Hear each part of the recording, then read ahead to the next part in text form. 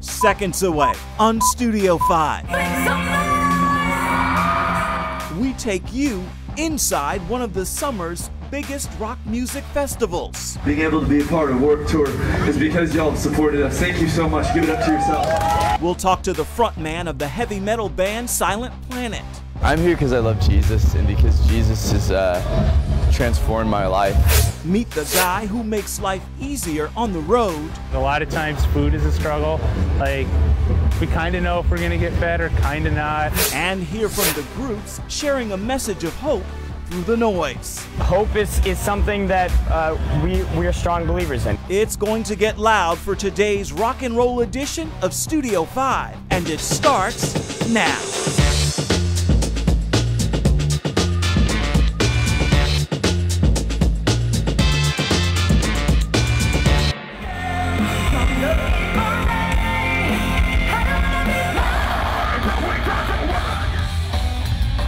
And those are just some of the sights and sounds from the Vans Warped Tour when it made its stop right here at the Virginia Beach Amphitheater. The Summer Rock Music Festival tours the country featuring about 100 bands. Studio 5 is taking you inside the action with an interview with Garrett Russell, the lead singer of the up-and-coming rock band Silent Planet. But first, let's take a look at the news-making headlines in the world of uplifting entertainment news. This is your week's Top 5 from Studio 5. The annual Teen Choice Awards comes in at number 5. And the web, would you stop it? It's your line. I can multitask. Candace Cameron Bure and the Fuller House crew took home honors for Choice TV Comedy.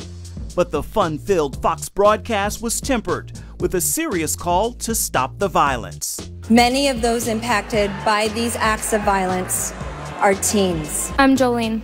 I'm Colin.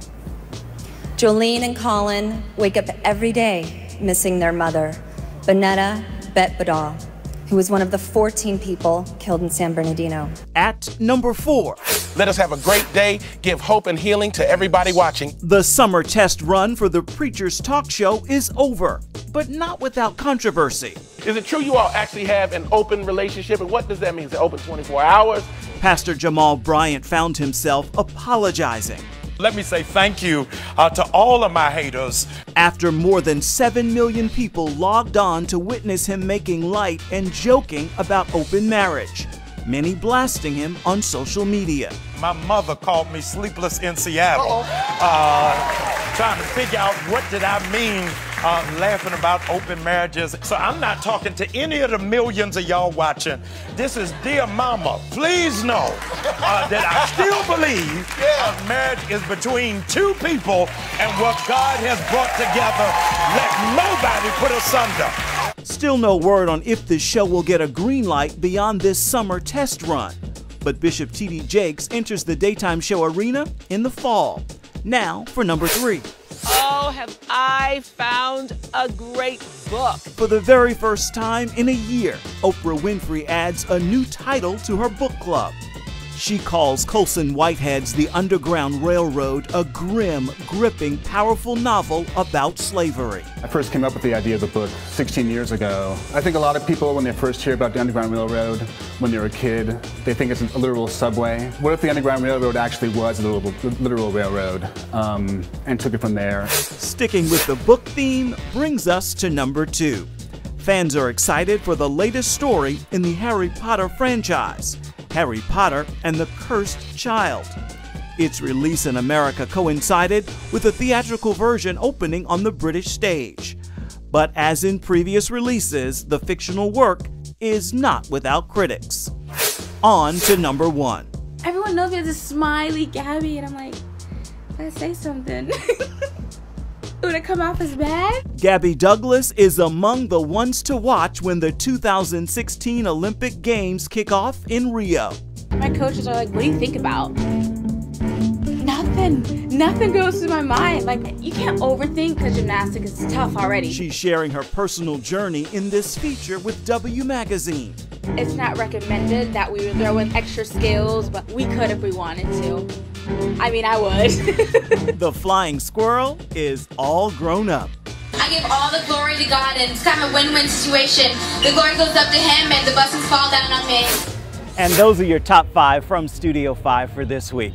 You know, it's about 100 degrees out here today, in case you can't see that I'm sweating.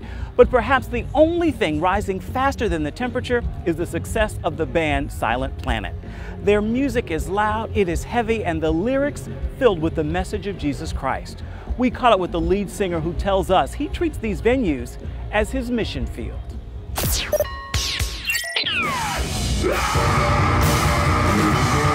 I feel like I am pretty soft-spoken.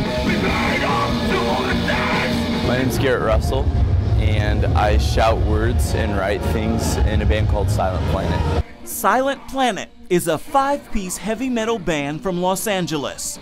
Garrett Russell sings lead vocals, with Spencer Keane and Mitchell Stark on guitar, Thomas Freckleton on bass, and Alex Camarena on drums. The band's name comes from a C.S. Lewis classic work of fiction called Out of the Silent Planet. We were all a bunch of college nerds when I started this band in 2009, and I was a literature major. And so we thought, you know, we kind of incorporate literature into what we're doing. And we all love C.S. Lewis, and our drummer, that was his favorite book. And really interested in the idea that we live on the silent planet, that Earth is the silent planet, because that's what C.S. Lewis is talking about. And we're experiencing an existential separation from one another, and this inability to understand each other because of sin, because of selfishness. Garrett says the band is breaking down barricades to bridge the gap between the church and the rock music culture. I'm here because I love Jesus, and because Jesus has transformed my life.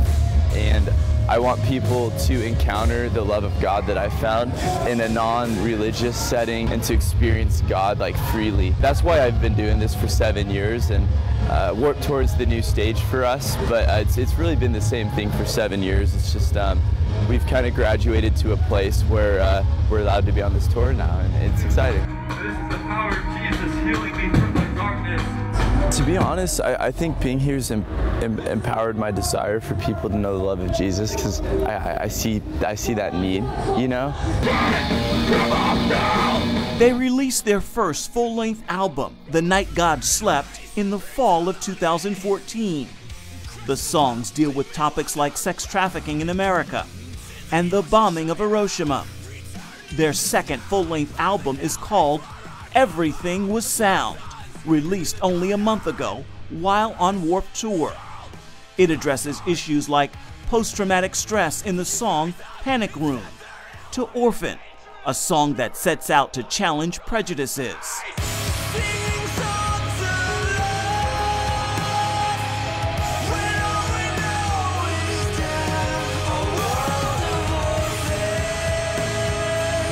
The lyrics have already started to reach people. Yesterday, a young man came up to me and said our song Panic Room about PTSD helped him to forgive his father who abused him growing up because of what his father had gone through in Vietnam. This song, it helped him to reconcile with his father, who's not in his life, but to understand why his father was like that. I met a girl who was a survivor of sexual assault, and she said the fact that we could be like a Christian band and talk about these social issues was big for her, to be able to be a Christian but also to stand up and say, no, like, sexual assault's not right. That was like, I'm like, you're why we do this. Less than a month after release, Everything Was Sound is climbing the Billboard charts, reaching #1 for both Christian and hard rock albums, and finding a place on the Billboard Top 200. It's definitely kind of nerve-wracking, you know, when you put out an album. I feel both nervous and good about the fact that what we write, we don't think too much about like who's gonna listen to it, what genre will this be perceived as, what will people think, how is this relevant in concordance to like what other bands are doing. We're just kind of like doing it, you know what I mean? And what comes out of it is maybe a song like Panic Room, which is sort of maybe a couple different genres inside of a song, but it's like what we wanted to write, and I was proud of my guys for the cool music they wrote and tried to do it justice with what we were writing about. When writing the songs, Garrett has one primary goal: to integrate his faith with the music culture. I believe that to be a Christian is to be integrative. And it's sad because I think a lot of people's experience of Christians has been largely segregative. And Jesus is integration, I believe. And he's not only reaching fans at Warped Tour. Members of the church community are also supporting the Silent Planet mission. You know, maybe there's certain churches that wouldn't want us to play, or certain festivals that would ask us not to come back. But, you know, overall, I've experienced way more love from the church than negativity. Love and Jesus are interchangeable to me. I have found no love outside of the love of God, and only in God have I seen love, and have I been able to experience love with other people because of the love I was experiencing with God. Silent Planet is touring this fall with August Burns Red, whose frontman has started a nonprofit called Heart Support. We'll learn more about that organization a little bit later in the show. Still ahead from the Vans Warped Tour. The road can be very stressful. The road can be very tiring and trying. Meet the guy who dedicates his life to supporting bands like Silent Planet when on the road. I guess that's another way God uses me, is just to keep this going. And welcome back to Studio 5 from the Virginia Beach Amphitheater. Life on the road is hard. It takes its toll, physically, mentally, emotionally, and spiritually. That's why one man, Mark Lewis, has decided to dedicate his life to making it just a little bit easier. You just met Garrett Russell, the lead singer of Silent Planet, who dedicates his life to reaching people with the gospel through music. Now, meet the man behind the scenes who's reaching out to Garrett. You just did your interview with Garrett. You know, Garrett's the face, and everybody wants to talk to Garrett, and that's great. But who does, you know, those type of people need people to rest on and come back to too. And I feel that God uses me in unique ways in terms of like support, being able to talk to band guys that are on tour with us that maybe don't believe in God or have questions about God. Mark Lewis joins the band on tour, willing to provide support wherever it is needed. I've been out on the road pretty much, I guess what would be considered full-time, for a little over 3 years. I do this in part because it's fun and I love it, but also it's a way that for me to minister in a way I never thought I would. God is kind of can throw some interesting things in your life, and I'm sure 10 years ago I wouldn't imagine I'd be in, where are we, Virginia? And Silent Planet isn't the only band he's traveled with. Obviously traveled with Silent Planet, I'm here with them. I've traveled with Phineas, I've traveled with a band called Norma Jean, I've traveled with Sleeping Giant, I've traveled with a band called Saving Grace. I'm sure I'm forgetting a few more. His supporting role has ranged anywhere from selling t-shirts to the tour's traveling chaplain. But initially, when I went out with Phineas, my title was a wild card. We'll just leave it at that.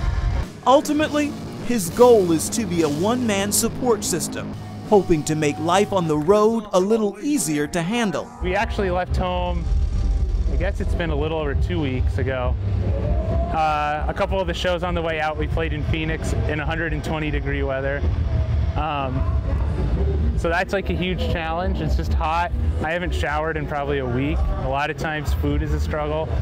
The road can be very stressful. The road can be very tiring and trying, and to be able to pick up areas that might need to be picked up that no one wants to maybe refocus where focus needs to be, to just make it fun. Different bands might need different things, and I guess that's another way God uses me. And Mark's journey on the road has also strengthened his own relationship with Christ. It's really interesting because obviously I'm old, or for what this is. I'm just kind of to a point with my relationship with God where it's just like, whatever, dude, let's just do this. God's taught me to be patient.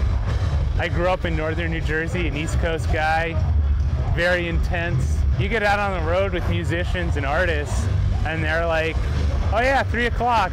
And that could mean 3:30, that could mean 4:30, that could mean never. So I think God's kind of used a lot of that to help grow me and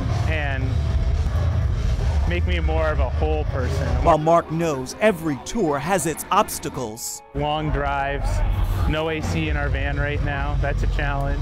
I mean, you name it, there's challenges. You know, in the end, it all kind of works out, and that's awesome. He also knows for a lot of these people, you might be, or the band you're with might be the only face of Christ that they have in their lives. And while I can speak personally, I'm not always perfect. Who is? You do your best, and God does awesome things. Up next on Studio 5. Even if you aren't feeling loved, you are loved, and you're never alone. We'll go behind the music and meet the organizations, sharing a message of hope and love. Our main effort is just to say, hey, that truth and that beauty should encourage you to say you're worth it. Should encourage you to not be depressed and not want to take your own life. We've sampled the sounds of this year's summer concert, but Warped Tour goes beyond just music.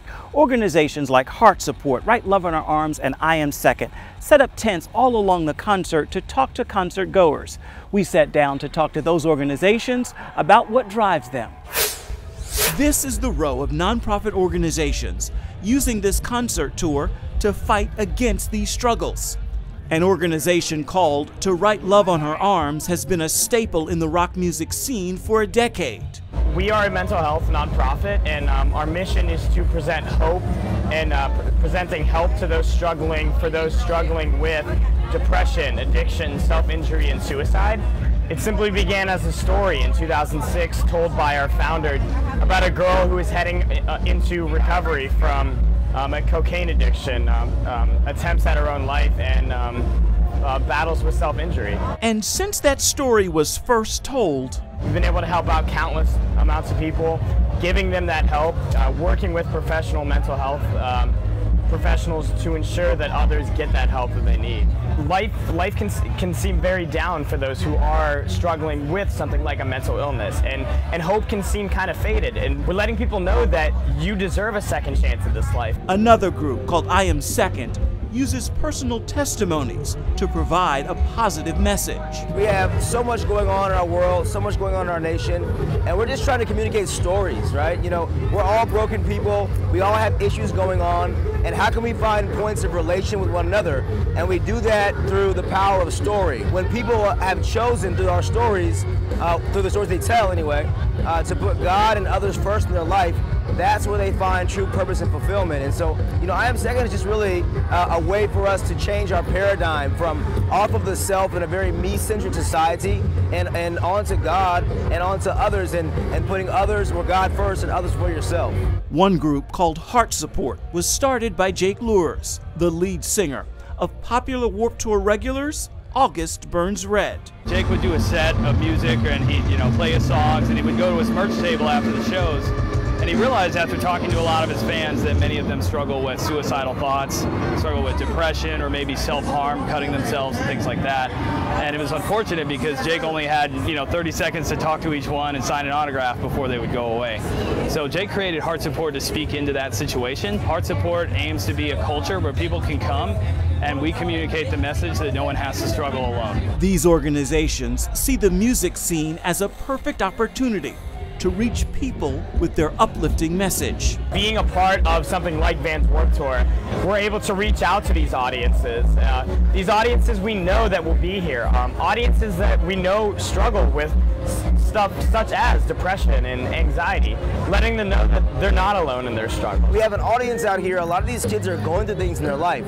They're experiencing cutting, they're experiencing depression, anxiety, and we want to be a voice in this space to give them hope and encouragement and let them know that they're loved, that they're cared about. And thanks to these groups, lives are changing. One I think that really resonated with me was a young lady that came to us in the first year. She had a lot of things going on in her life, and she was able to connect with one of our team members here at the activation area. And he just kind of really just talked to her and listened to her and was really open to hearing her struggle.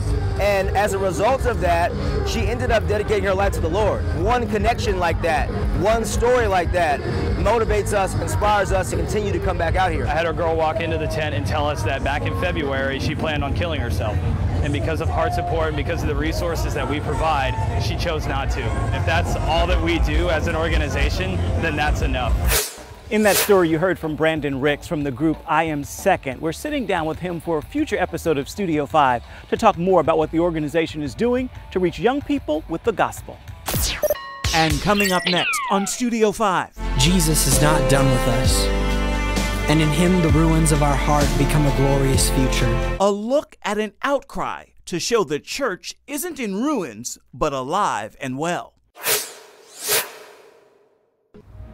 Welcome back to Studio 5 from the Virginia Beach Amphitheater. This show is just about done, and we're already hard at work to bring you more next week. Take a look. We feel like our days are numbered, fading into the ruins of the past. Outcry. It's a traveling concert tour celebrating the work of the local church. Would you say the church is as powerful today as it was in history? Yes. Oh, yeah, for sure. More so. We're sitting down with the Outcry organizer, Ryan Romeo, and meeting some of the performers on the tour. You don't want to miss that story coming next week. As for today's show, we're heading back to the I Am Second tent here at the Vans Warped Tour to check in with Brandon Ricks for a message about the importance of engaging culture through music. Music is such a powerful thing. I really believe in music, and I believe that God has given us a gift in music. And, you know, for us to be influential in a culture, film and music, those things are two wonderful ways to connect with people. We are in a culture that's very, very broken. And, you know, for us as believers, these are the places where we should fit comfortably in. We should not be apprehensive about being in these kinds of spaces. We should be most natural in these spaces. Jesus was most natural in these kinds of spaces. In fact, he was most uncomfortable in the synagogue around the Pharisees. We have to change the way that we see the world around us. Influence and action is what we're about. If we're going to be influential, we must be comfortable enough to take action. That is going to do it for this edition of Studio 5 from this hot summer concert series. Until next time, reach out and touch me at Ephraim Graham on Instagram, Facebook, Twitter, and Snapchat. And then come on back and see where Studio 5 takes you next week.